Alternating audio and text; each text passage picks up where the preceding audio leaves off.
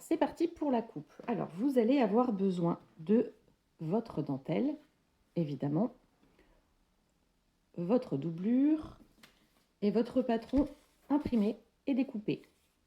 Et attention, on fait bien la version dentelle, donc le bord ici doit être droit. Si vous avez le bord incurvé, c'est que vous avez la version classique et c'est pas celle qu'on coupe en ce moment. Vous allez également avoir besoin d'un cutter rotatif. C'est pas obligatoire du tout.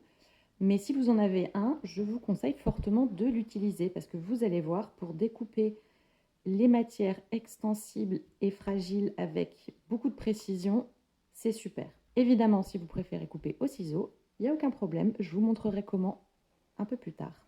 La première chose qu'on va faire, c'est on va déplier notre dentelle et on vient la mettre avec l'endroit vers nous.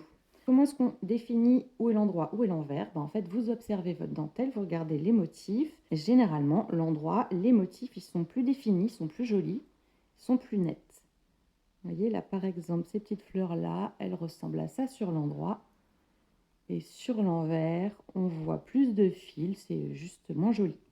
Si jamais c'est toujours pas clair en observant votre dentelle, vous pouvez aussi tout simplement la toucher. Généralement, sur l'endroit, vous avez un petit peu plus de relief. Pour être sûr de ne pas me planter, je vais me mettre une petite gommette. Comme ça, si jamais je bouge ma dentelle, du premier coup d'œil, je saurai où c'est. Notre patron, il est composé de 2 pièces, le bonnet et le dos. Ces 2 pièces vont être coupées dans la dentelle. On va couper les pièces en miroir pour avoir les motifs de la dentelle symétriques sur le bonnet droit et sur le bonnet gauche. Donc, quand on coupe de la dentelle, on commence toujours par couper la grande pièce en premier et la plus petite en dernier. Bon, là, il n'y en a que 2, donc c'est pas très compliqué. Ensuite, je regarde sur mon patron et je vois que j'ai une indication ici, bordure dentelle. Une flèche ici qui indique le sens du stretch. Vous l'avez également sur le dos. Ce sens du stretch, on ne va pas l'utiliser pour l'instant, il est uniquement là pour couper la doublure. Pour la dentelle, ce qu'on va regarder, c'est cette indication-là qui est notre bordure en dentelle. Ce qui veut dire que cette pièce-là va être coupée en utilisant le bord festonné de ma dentelle. Donc pour ça, je commence par l'observer. Et là, je vois que sur mon bord festonné, j'ai des bosses et j'ai des creux. Voilà, donc mon bord, il n'est pas à la même hauteur partout. Ce qu'il faut savoir, c'est que ce qu'on veut, c'est que notre bordure en dentelle, ici, elle soit toujours alignée avec les creux des festons. Ça dépend des patrons, donc suivez toujours l'explication qu'on vous donne. Pour ce modèle-là, on suit les creux. Donc, je prends mon patron endroit vers moi. Ma dentelle, elle est bien endroit vers moi également. Et je viens poser mon patron le long du bord en dentelle. Et là, je vérifie que le bord, il est bien aligné avec tous les petits creux des festons. Et là, je prends des poids et je maintiens tout ça en place. Avant de couper, je vais vous montrer un truc. Vous voyez là, mon patron, il est un petit peu plus grand que ma dentelle.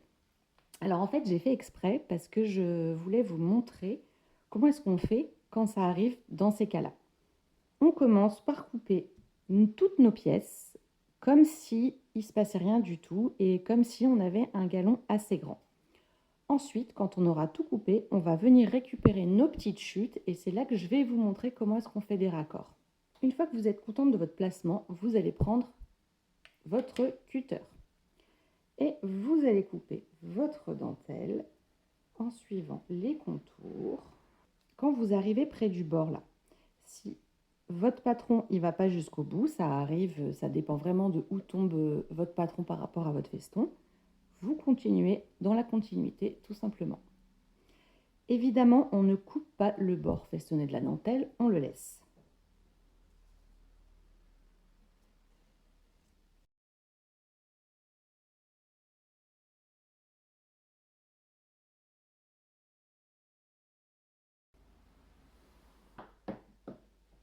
Maintenant, j'enlève mon patron, je récupère mon bonnet, Là, ça tombe bien, j'ai une petite gommette sur l'endroit. Si jamais ce n'était pas le cas, vous récupérez une gommette et vous la mettez tout de suite sur l'endroit de votre pièce pour bien l'identifier.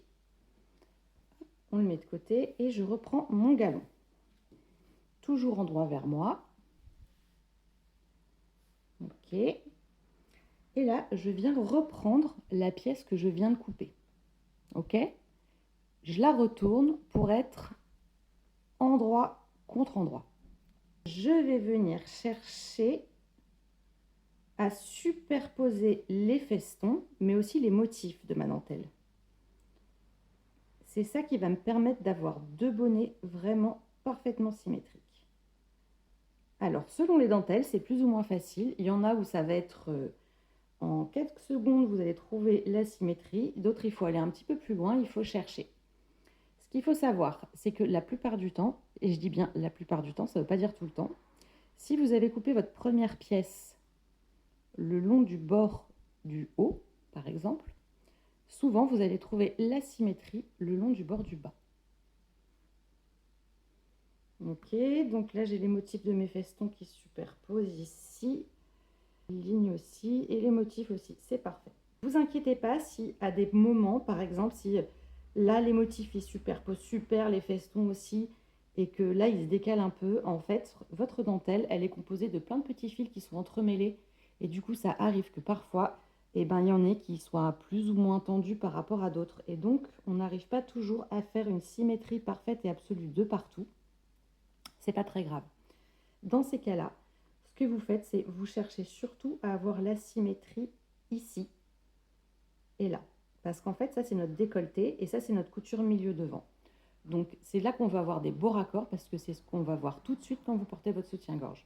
Maintenant que j'ai trouvé ma symétrie, je vais reprendre mes poids et maintenir ma pièce en dentelle. Et c'est elle que je vais utiliser comme un patron pour découper ma deuxième pièce. Si jamais vous ne voyez rien du tout, vous n'hésitez pas à reprendre votre patron et à le mettre par-dessus. En dessous des poids, évidemment. Je reprends mon cutter.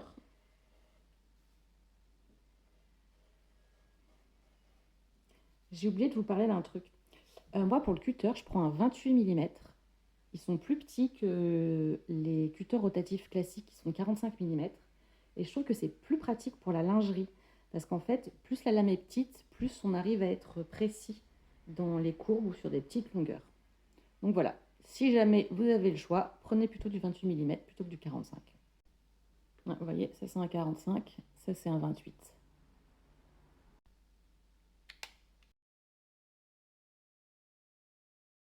Ici, là, quand ça fait un petit angle, des fois, c'est pas toujours hyper évident avec le cutter de couper jusqu'au bout sans entamer la dentelle. Donc, si jamais c'est un petit peu galère, vous n'allez pas jusqu'au bout, vous continuez à couper le reste de votre pièce et vous finirez avec des petits ciseaux le petit angle.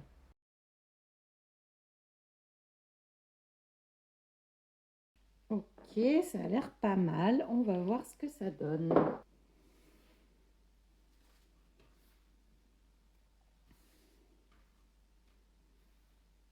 Ok, c'est super. Et bien là, je suis contente. Vous voyez, là, j'ai bien les motifs en symétrie. Les deux lignes comme ça, elles se rejoignent au même endroit. Parfait. Tout de suite, tout de suite, tout de suite, tout de suite, on met une petite gommette sur le deuxième bonnet, sur l'endroit. Et pourquoi est-ce qu'on met les gommettes sur l'endroit et pas sur l'envers? Parce qu'en fait, on va faire plein de coutures en fourreau. Donc, ce qui veut dire que l'envers de vos pièces, il va rapidement être inaccessible. Donc, si jamais vous oubliez une gommette, c'est foutu. Sur l'endroit, vous pourrez toujours les retirer. Et on passe maintenant au dos. Alors, pour le dos, ça va être un petit peu plus simple parce qu'on ne va pas utiliser les bords festonnés de la dentelle. On va simplement le couper comme si on était sur une matière classique. Donc, vous allez regarder sur votre dos cette flèche qui indique le sens du stretch. Voilà, il est bien dans ce sens-là sur ma dentelle. Du coup, je viens poser mon dos sur ma dentelle en alignant ma flèche avec le sens du stretch. Là, c'est pas mal. En fait, j'essaye de centrer. Là, vous voyez ces deux petites lignes? J'essaye un petit peu de les centrer sur la couture côté. Voilà, je me dis, ça fera un truc sympa. Je maintiens avec mes poids et je viens couper avec mon cutter.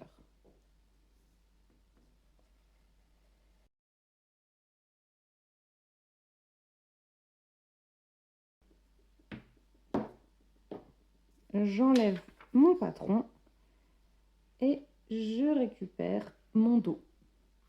Et là, je vais faire exactement comme tout à l'heure pour mon bonnet, c'est-à-dire que déjà, je mets tout de suite une petite gommette sur l'endroit et je viens prendre mon dos et je le mets endroit contre endroit avec ma dentelle et je vais chercher à superposer mes motifs. Est-ce que si je me mets comme ça va mieux marcher peut-être, hein? Ah ouais, j'ai l'impression que... Ouais. Ouais, il fallait que je le mette dans l'autre sens. Eh bien, super. Je suis contente de mes motifs. Je remets mes poids. Je reprends mon cutter et je coupe. Alors là, comme pour le bonnet, si jamais vous avez besoin de reprendre votre patron et de le remettre par-dessus votre pièce en dentelle, si ça vous aide à couper votre patron précisément, évidemment, vous pouvez.